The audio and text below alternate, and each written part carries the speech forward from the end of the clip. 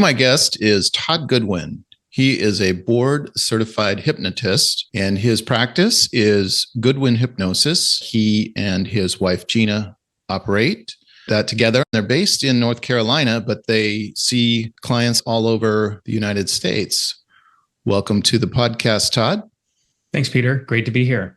So today, I really want to talk about how you help people, the methods you use, what types of benefits people can expect. And I know there's probably in some people a bit of a preconceived notion about what it is you do. Do you swing watches around and, make people cluck like chickens and things like that? I don't think that's really what you do.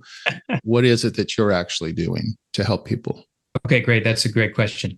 So broadly speaking, we help people when everything else has failed, usually. In other words, when people are struggling with a certain personal challenge, primarily, either an emotional issue they're struggling with, whether it's resentment, guilt, shame, emotional trauma, which is a big focus for us, anxiety, phobias, regret, any emotional repeating, basically emotional habit that's negatively affecting the quality of their life, or in many cases, certain behavioral tendencies, whether it's, emotional eating or drinking a little too much, or other unhealthy habits or behaviors that might be affecting them in their health, relationships, financially, or just their fulfillment of life.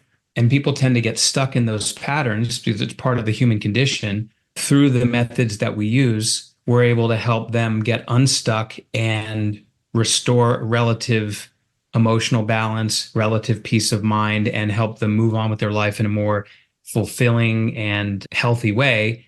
And very often those folks have tried other things like, willpower, lengthy talk therapy, medication, all of which have their place, but are typically overused for a lot of issues where the stuff that we do is far more efficient and effective.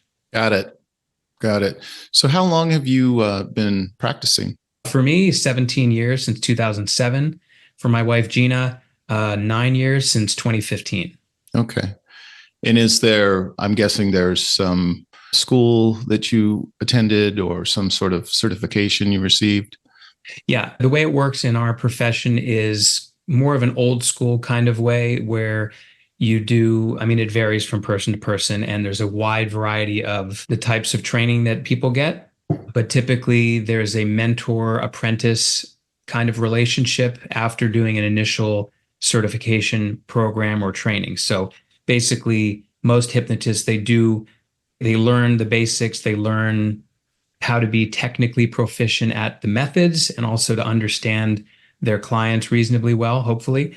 And then at that point, it's really in their best interest to work with or study with in some collaborative manner with someone who's much more experienced. And that's, so I did that back in 2007, 2006, 2007, 2008 with different mentors. And then periodically since then, just to, sharpen my skills. And I was Gina's primary mentor in 2014. And yeah, so that's how it works with us, at least. Got it. So what was your journey into hypnotism? What got you there? So that's really interesting. I'll try to be brief because it can be as detailed as we want to make it. But sure. I guess the abbreviated story, Peter, is that when I was around 20, so when I was a junior in college, I kind of went through this dark night of the soul for me. I had gained probably 20 pounds, maybe 25. I don't know. I was very anxious, depressed, crying, weekly about how miserable I was. I don't really know if my life was that bad objectively. I don't think it was. In my mind, which is really what matters, it was. So, I was eating like a gallon of ice cream twice a week, which will pack on the pounds quickly. Fortunately, I didn't drink alcohol at that point or I would have been a disaster. But I even thought about committing suicide. I had very low self-worth. I was constantly revisiting things I did or didn't do, whether it was asking a girl out and getting shot down or not doing well on a test, worrying about what was going to happen in the next week or the next year. So I was never really in the present. I was getting sick constantly. So it was kind of a disaster. And from there, I started learning about stress management. I started learning about the value of eating healthier.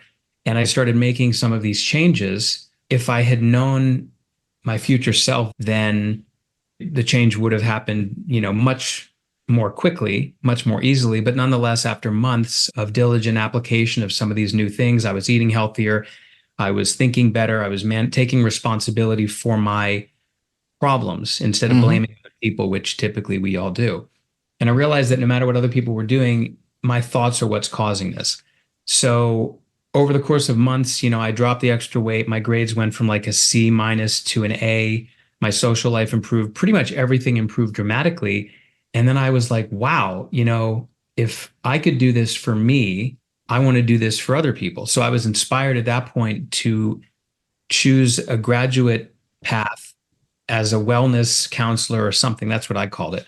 Hmm. Anyway, so I moved to Boston. I was in St. Louis, Washington University in college, went to graduate school in Boston to get a master's degree in nutrition, which I did do. And I was very excited to focus on helping people emotionally, but primarily through their eating, because that has a big impact on their mental state. And after spending 2.5 years getting that degree, I was really disappointed when, as I was working with people, mostly for weight loss, I found out that most of them had very short-lived results. They might be eating healthier for 2 weeks, 3 weeks, and then, they'd have a fight with their boyfriend, or something would go wrong at work or whatever.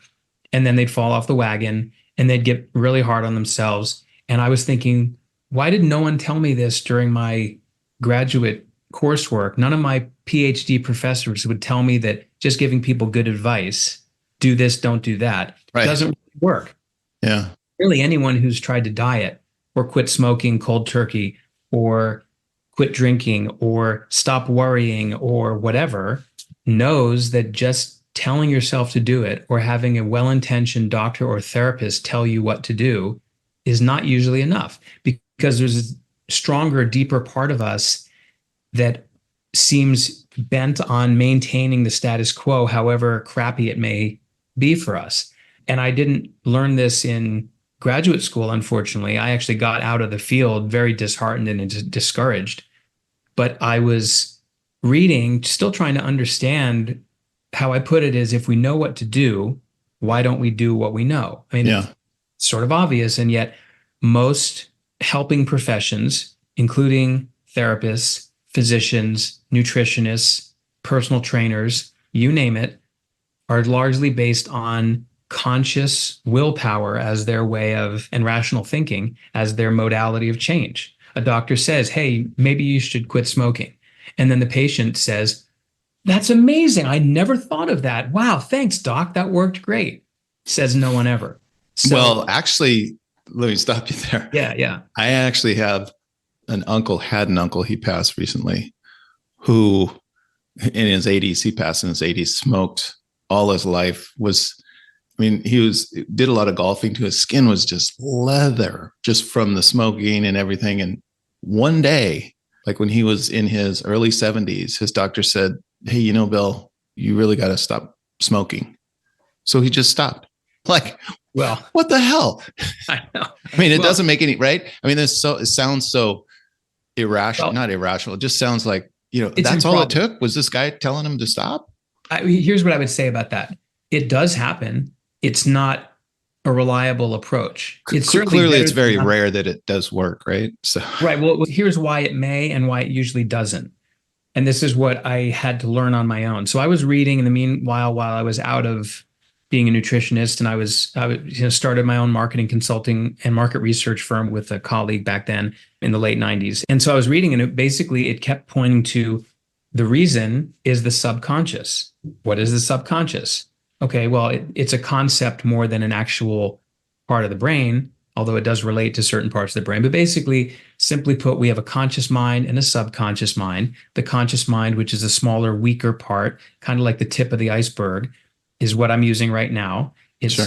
left brain, rational thinking, logic, problem solving, and willpower is the primary tool of the conscious mind. So that's kind of the executive center. It points the direction for where you want to go. But the subconscious, which is vastly more powerful and is our primal brain, is responsible for habits, beliefs, emotions, and so on. And so I guess a good analogy that I have come to use is that the conscious mind can be the person riding the horse. The horse is the subconscious. If the horse doesn't want to go in the direction of the rider, it's not going to go. Mm-hmm. And if the horse is very emotionally disturbed because of its past, or if it's hungry or agitated or whatever for any reason, it probably will not be cooperative, and it might be dangerous and damaging and harmful to the rider. So we are basically the horse and the rider together. Most people have an undisciplined or traumatized horse. They're subconscious based on childhood issues or anything that they've experienced. And as a result, they often find that there's a lot of internal conflict that they have whenever they try to change their behavioral pattern or direction in their life. So they've been in a pattern of smoking, drinking, overeating, worrying, having anger outbursts, whatever it might be. And then someone, maybe a doctor, says, hey, why don't you change that? Now, there are very few people who will just like that flip a switch. And those are people who usually are right there on the fence. And all it takes is someone with a little authority to give them what they perceive as good advice. And then they're like, okay, that gave me the permission to quit. But he was probably already there. Yeah. But most people, they say, that sounds great. I want to do it. I'm afraid it might not work. It might be difficult. What if I fail? What if I gain weight? What if I stop worrying, something bad happens? Whatever it might be. What if I stop grieving the loss of my mother, and then maybe that means I don't love her? Or there's all kinds of yeah, but. And so yeah, but is conscious mind, subconscious. And the subconscious, while in the cartoons, when you have the angel and the devil arguing, whispering in each ear, that's kind of the conscious mind and subconscious, metaphorically. Instead of thinking of the subconscious as the devil, and not literally, but the saboteur, part of us that, messes us up and gets in our way and stops us from achieving greatness and health and all of that. It actually has a good intention to help us, but it operates on a different time frame than the conscious mind. So the conscious mind thinks long-term about being healthier, having more money, having a more balanced relationship, achieving goals, whatever. And the conscious mind does that and points the direction, but the subconscious is focused more on short-term, you might say immediate gratification, but it's primarily in charge of keeping us safe based on perception, not reality, but keeping us safe. And that's why it's responsible for anxiety and phobias and fear issues, but also helping us feel good or feel better than we were feeling a moment before. So like when I was a junior in college and I was feeling depressed most of the time, the one thing I could count on, Peter, that would make me feel better temporarily was Baskin-Robbins ice cream. So I would get to my dorm room, open my freezer, tear into the chocolate mint, chocolate chip ice cream, and I would have this pleasure, which was a great contrast to the crap I was feeling moments before, predictably. And I'd feel great for a half hour, but then I'd say, oh, you dummy, you just gained another pound. Then I'd feel crappy again. And then what do you do when you feel crappy? You do something to feel good. And this is why people enter into these habitual, or we might call even addictive patterns, because they're not solving the real underlying issue. It's just temporarily relieving pain, emotional pain. So if we don't deal with the subconscious and understand why and how it's doing what it's doing, and we just focus on the conscious mind through willpower and logic and, oh yeah, that makes sense, maybe I should change that, then people struggle, suffer, and enter into all these recurring patterns. And that's a big reason why a lot of people are on psychiatric meds or might be doing talk therapy with, wonderfully well-intentioned professionals for months or years while making only moderate, if any, progress. And so really what I have been very focused on, mission-oriented since starting my practice in 2007, is to focus on what is the underlying issue and not just treating symptoms. When someone has anxiety or someone is overeating, that's not the underlying problem. That's a reflection or effect or symptom of something, usually a thought pattern. We got to deal with the underlying issue and change that. And the most efficient and effective way of doing that is communicating with the subconscious to shift the belief system or perception. And it's like metaphorically, pulling up the weed by the roots instead of analyzing or spraying weed killer on the visible part. It just so happens that hypnosis and neurolinguistic programming, or NLP, I subsequently learned after reading about the subconscious, are two of the most effective ways to change the subconscious, perception or programming, if you will. And so then I went about learning about that, studying it. I took some workshops. I took a course, a training to be certified in that. And then I found a mentor in 2008 and worked with him and learned a lot of things.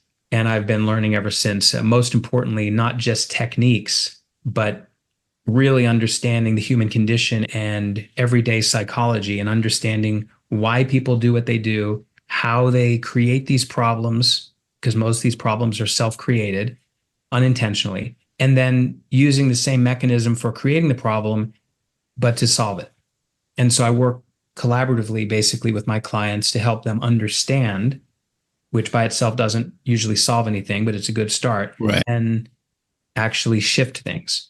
And once they do, usually the change lasts, is persistent and lasts indefinitely. Got it.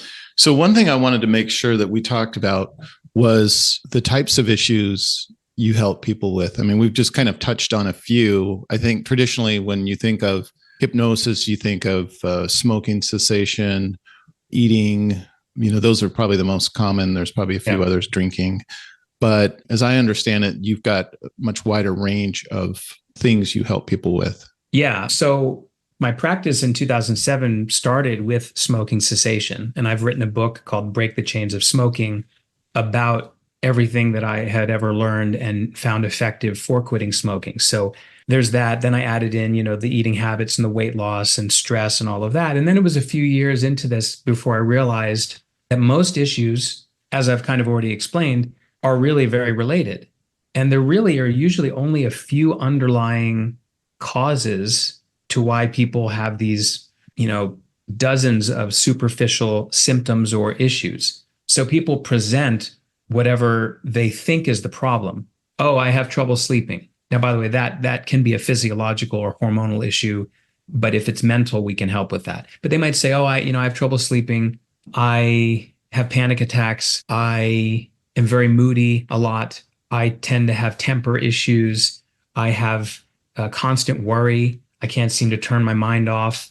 When I get stressed, I reach for food or a beer, or I tend to sabotage my relationships, or I can't stop thinking about that thing that happened in the past, whether it was someone dying, a traumatic experience, whatever. So ultimately, there might be, there are dozens of seemingly, oh, these are all problems. But I look at those as just aspects of the weed. But really, the underlying core issue usually is something related to a self-worth issue or a hypersensitivity to danger. Means that their mind is overestimating the threat, such as someone who, right now I'm working with a client who has had now a fear of flying. He knows logically that it's safer than driving statistically. Yeah. But his subconscious, for a variety of reasons, creates an image that, and the belief that this is the plane that's going to crash, the 1 in 10 million or whatever, this is it. And so naturally, he created anxiety unintentionally, but his subconscious created that fear to help him avoid getting on the plane that's going to crash, or to get him nervous when he feels trapped in there because he's like a caged animal that's about to get beaten, even though he logically knows it's not going to happen. So that explains most phobias, or what we would think of as irrational fears. Anxiety is simply just a usually more mild but pervasive form of that, which is the perception the person's not safe. And so what Gina, my wife, and I both focus on primarily, and we have for the last probably 5 years at this point, is what we call unresolved emotional trauma.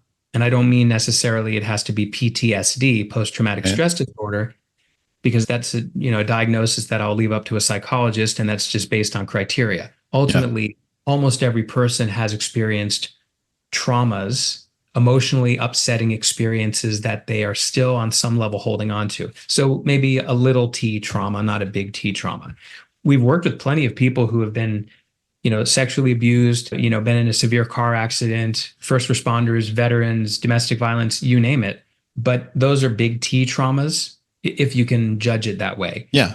But much more commonly, though, Peter, is there people who just, maybe their dad yelled at them a lot when they were a kid, or they grew up in a household where their parents were fighting a lot, or they got divorced, or one of their parents had, an addiction or a mental health issue, or maybe they were adopted and they never felt loved because they figured, well, unconsciously, if Sure. I was given up, maybe I'm not worthy. Now, it doesn't have to be childhood related, but a lot of our baggage comes from when we were children or adolescents. It could be a more recent issue in life, but ultimately, any unresolved emotional issue, which is maybe half the time related to some kind of trauma, is still running in the background, kind of like an app on your phone. So even if you're not using the app consciously, Yeah. if you opened it, at least with my iPhone, it's still there. And if, depending on the app, it's going to draw on the battery and the processor, even when you're not using it. And so metaphorically, a lot of the work that we do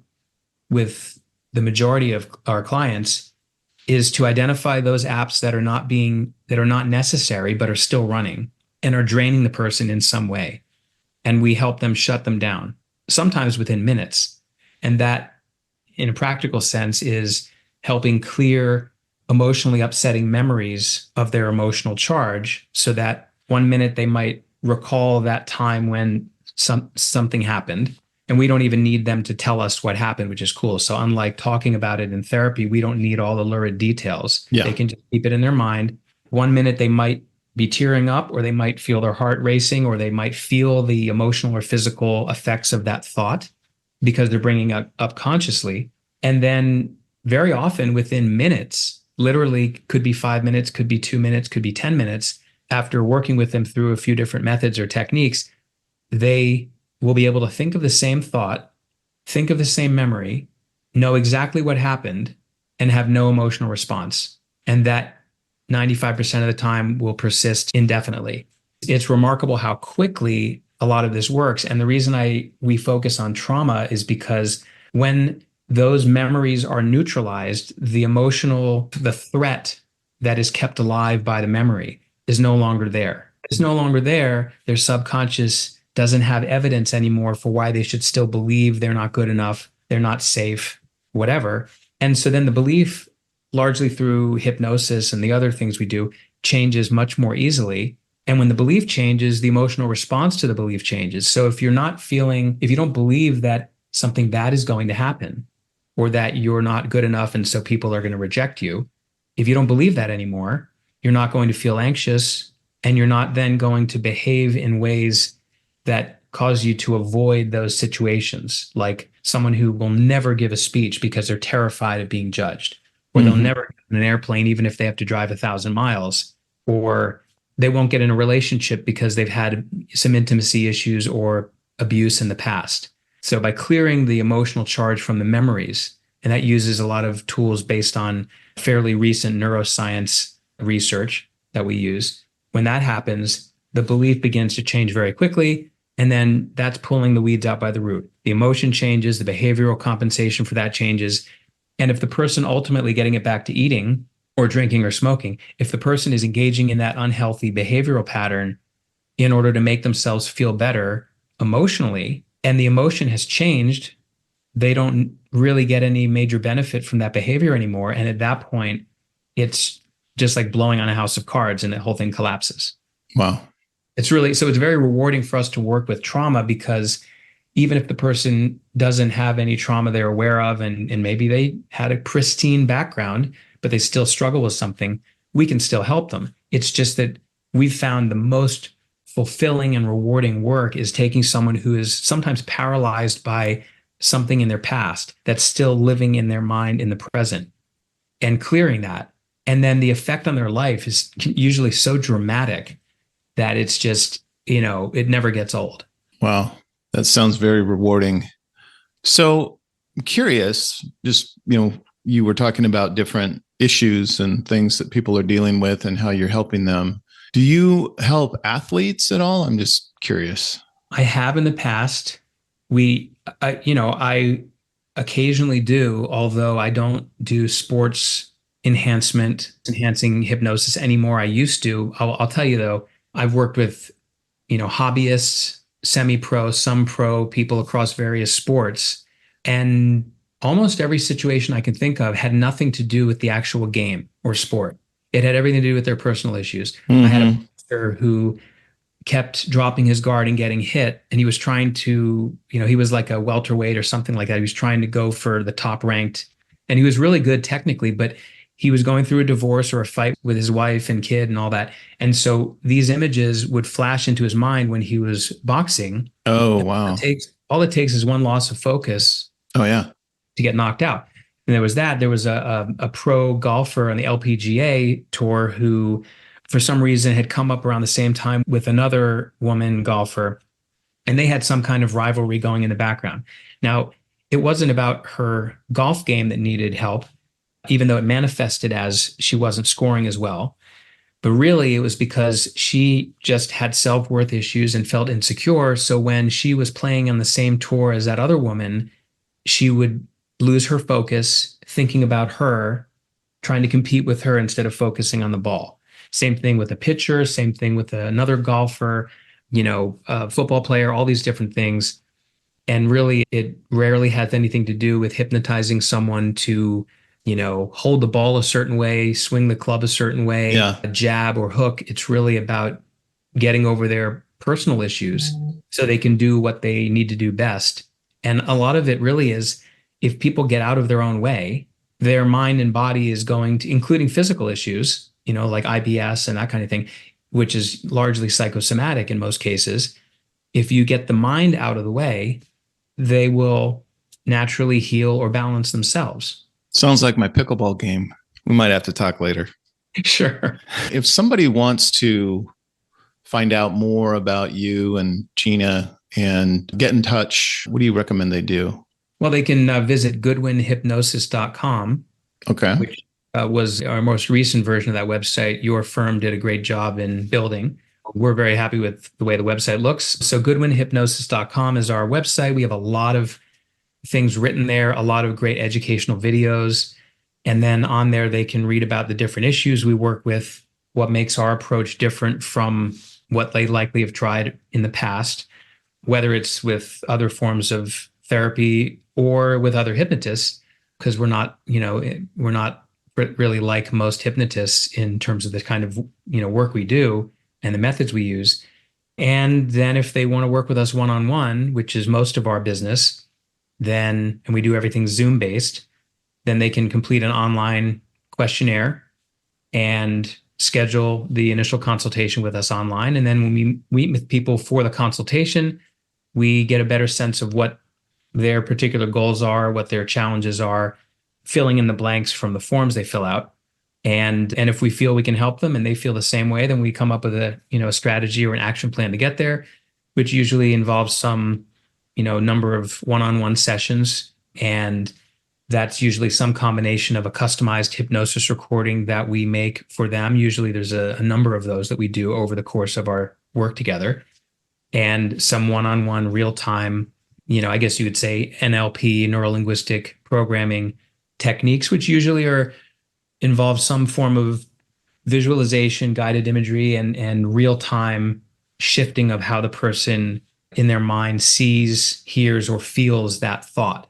And a lot of that is clearing traumatic memories, like I said. We also have a great YouTube page. We have, I don't know what the latest count, but well over 100 educational videos. All of it's free, covering a lot of different topics about human behavior, demonstrations of certain techniques, and a lot of the content comes from some recent podcast episodes we were on in different areas. So we have a lot of educational materials because we feel like that's a really good first step. The more someone can understand themselves, the more compassion they can have for themselves and their journey, and the easier it is for them to understand how they have the ability, like we believe almost everyone does, to change how they think, feel, and respond. That's great. I'm glad to hear that you've got that set up. It sounds like it's really easy to approach you guys. And I really have appreciated the conversation today. This has been very enlightening. I know we've worked together, but I haven't really spent any amount of time, really just having a one-to-one conversation with you about kind of the benefits of what you do and how you guys do your work. So as we wrap up here, Todd, is there anything that you want to add to the conversation that we might have missed? It's been a pleasure talking to you too as well. I love talking about the kind of work we do because I really feel like, to answer your last question, I feel like so many people, through no fault of their own, do not understand, do not appreciate the power of their mind, both in terms of harming and helping themselves. And because no one teaches us this stuff, we kind of go through life without understanding how to use the tools that are in our hands. We just don't, know how to do it. Gina and I know how to do it. And so we work with our clients in a purely collaborative way where we can help them understand how they're stuck, how to get unstuck. And then we work with them like in a dance. We lead, they follow. And together, in effect, we metaphorically dance our way to resolving their issue. And usually it's a very empowering experience. Thank you for your service to the community as well. That's really a good calling that you have. Again, I really appreciate your time today. And we'll go ahead and we'll make sure that we have all your contact details in the show notes. And so if folks are interested in getting in touch with you, we'll have a link there and they can find you, and we'll put a link to your YouTube channel as well. I appreciate it. I'll talk to you soon.